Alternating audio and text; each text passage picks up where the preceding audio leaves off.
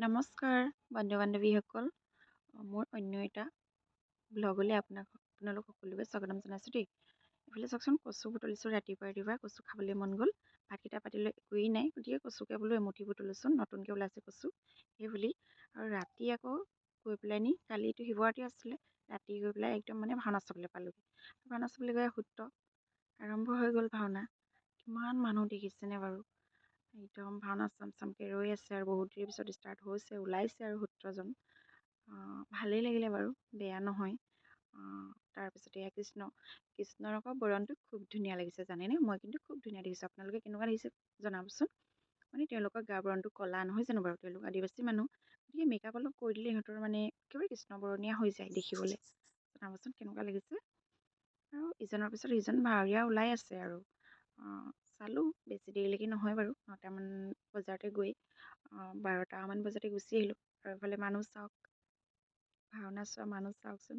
এইফালে ব্ৰহ্মা ওলাইছে, এইফালে শিৱ, ইজনৰ পিছত সিজন মুঠতে ভাৱৰীয়া ওলাই আছে আৰু ভালেই লাগিছে কিন্তু দেই, বেয়া লগা নাই। বহুত বছৰৰ পিছত চাইছোঁ। আৰু এইফালে শনিৰ প্ৰৱেশটো কিন্তু বৰ ধুনীয়া হৈছে, বৰ ধুনীয়াকৈ প্ৰৱেশ কৰিছে তেওঁ। আৰু এইফালে যুদ্ধ পুৰা আৰম্ভ হৈ গ'ল। আমি বেছি দেৰি নাচালোঁ, অকল যুদ্ধ এইকণলৈকেহে চালোঁ। তাৰপিছতে আমি ঘৰলৈ গুচি আহিলোঁ। আৰু এইটো হৈছে আজিৰ ভিডিঅ' দেই। দোনবনটো হেল্থৰ কাৰণে বহুতেই ভাল। আপোনালোকে পাৰিলে খাবচোন।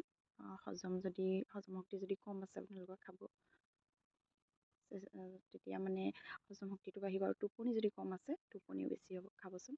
আৰু ৰ'দটো ইমান চোকাকৈ দিছে, সেই দেখি কালি বগৰী অলপ আনিছিলোঁ, বগৰী কিনি ৰ'দত দিছোঁ, ধুনীয়াকৈ গুড়ি কৰি বোলো শুকুৱাই থওঁ। আৰু এতিয়া গৰম দিন আহিছে ন, ধুনীয়াকৈ চৰবত কৰি খাবলৈ বৰ ধুনীয়া হয়। আপোনালোকে খাই নাই বাৰু চৰবত বনাই? খাই চাবচোন। গৰম দিনত বগৰী চৰবত খালে দেহাটো বহুত ঠাণ্ডা পৰে।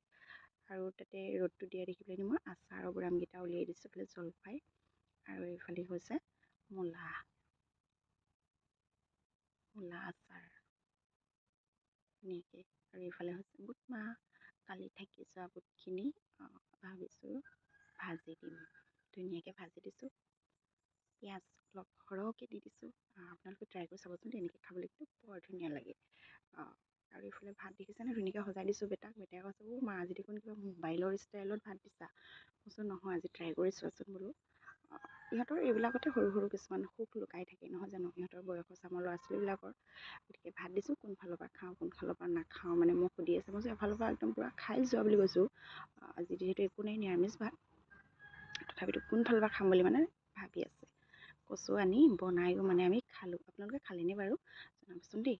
আজিলৈ ভিডিঅ'টি বাই বাই।